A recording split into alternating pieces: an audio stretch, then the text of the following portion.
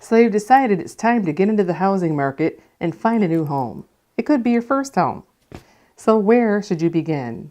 For most people, arranging your financing should be the very first thing that you attempt to do. Stay tuned and let's explore this further.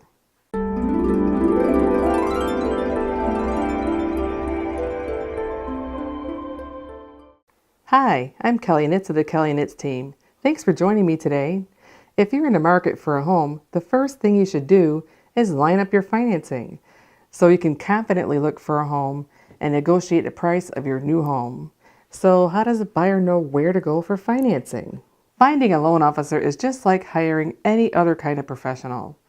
You look for somebody who's got some experience, and you look for somebody that you're comfortable talking with and working with, and then also maybe a friend or a family member might refer you to someone, or maybe even your realtor might refer you to someone.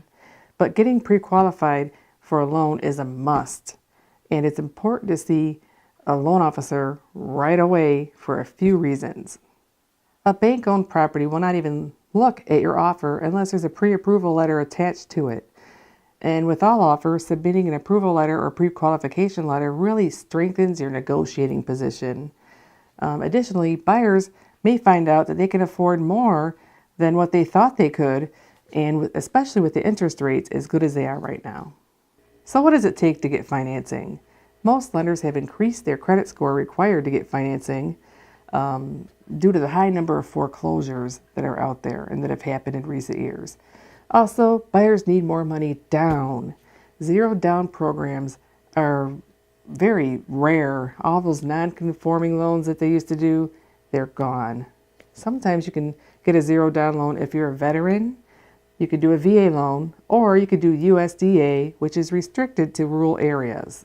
They've taken away all of those non-conforming loans with zero down, and the most widely used form of financing actually is the FHA loan, which requires 3.5% down. And that's not too bad. And most of the time we ask the seller to pay the closing costs, so we build it into the price. So the seller is willing to take $200,000, let's say, then you say, okay, I'll pay $205,000, but you pay $5,000 toward my closing costs. So you're really financing in your closing costs. Otherwise, the traditional conventional loan will require 5% down. That's what you could expect anyway. It doesn't have to be difficult getting financing.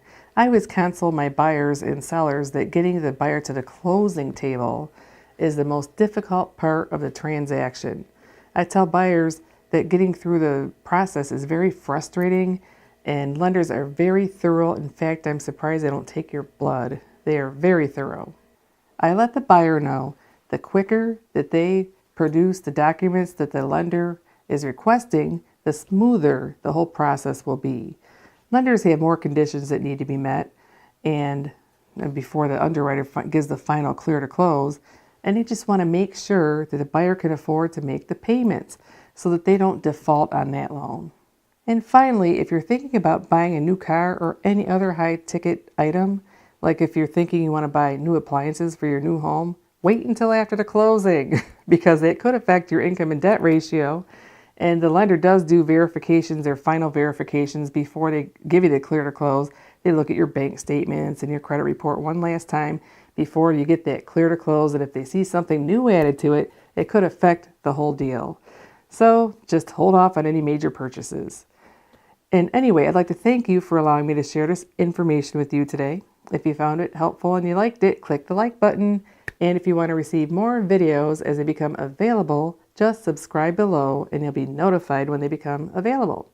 Finally, if you have any questions or comments or any real estate stories related to financing, please leave them in the comment section. We'd love to hear them, and we'll answer any questions in a timely fashion. Thanks again for watching.